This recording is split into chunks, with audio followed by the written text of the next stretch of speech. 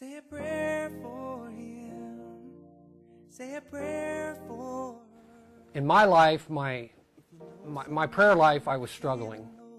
I came in here that night and not sure what to expect, and I came in the room and wow, I was pretty taken aback just by just the presence of God in this room, and just how wonderful it felt to be in here. It's almost like I had forgotten how to pray. When I came in here for my hour of prayer, this room reminded me and humbled me on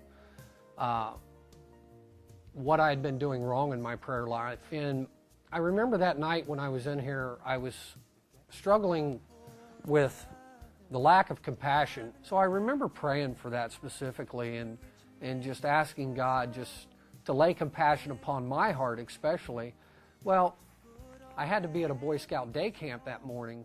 My son was there, and I was one of the leaders of his group, and there was another leader. And I got out in my truck when I left here and turned on the radio, and that was the morning after the 9 Charleston firefighters died. And many of you know that I'm a firefighter myself, and when we lose firefighters, it certainly hits home, and it's just kind of upsetting. So I remember on the way out, I'm praying for the firefighters.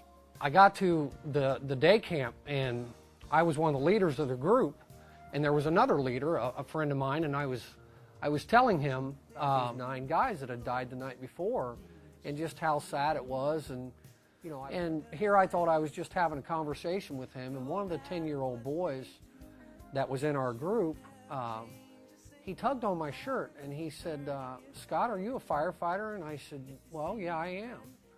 He looked at me and he says, so 9 guys got killed last night at a fire?" And I said, "Yeah, they did." I said, "You know, it's just really a sad situation."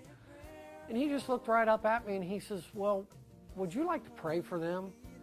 And it just really hit me that, you know, here I was praying for compassion and for our fellow man, and you know, God sent his message through a 10-year-old boy, and just it just affirmed to me that how powerful prayer is.